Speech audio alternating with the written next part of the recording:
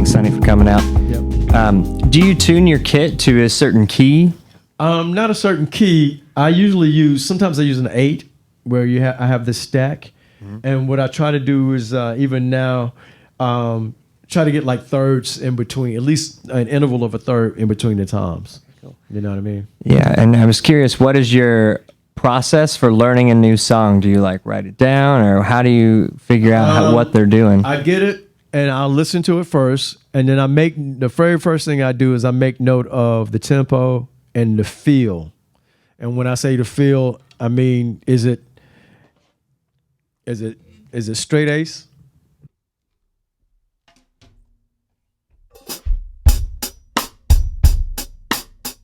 Is it straight ace, or is it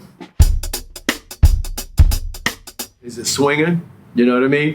I make a note of that first and foremost. That way I can dial all the way into the feel of the song. Then the next thing that I pay attention to is, okay, are there any like really tricky kind of things in this form? Okay, and if they are, I just make a note of just that.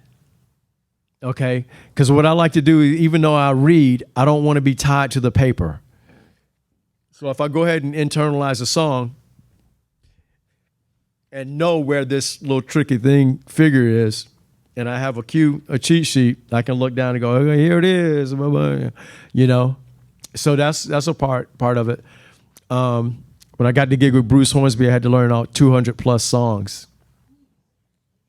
And what made that so challenging is Bruce doesn't play the same set list every night. He plays a different, I mean, you know, we go out and do like a 90-minute set. The next night is going to be totally different 90 minutes. So my wife would tell you I spent hours with the headphones on. Part of my process too is I believe in subliminal learning. So I used to get into bed, put the headphones on, and just choose a song to just let it play, you know. And even if I drifted off to sleep, I didn't care, you know. But some of the study time was awake, conscious study time, and some of it was, you know, just putting it in the subconscious, you know. And I was able to like really kind of memorize his whole book, you know, and get comfortable enough where wherever he went, I was able to go with him. But that was one of those things I was saying when she asked me that. I hated doing that then. I hated doing it then. But maybe like a year and a half ago, I called Bruce up and I go, man, you know, I love you, dude, because you made me become a different musician by putting me through that, you know, because having to learn that much material and just do it on the fly like that, you know, because he's, you know, I mean, and Bruce's songs are not easy. Like, you know, a couple of songs may have a 9-bar bridge out of nowhere. You know, maybe like a bar of 5 stuck down in there somewhere that if you don't catch that, you're going to be turned around for the rest of the song.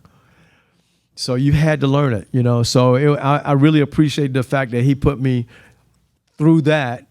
It made me better. And now, you know, I can learn things pretty relatively quickly.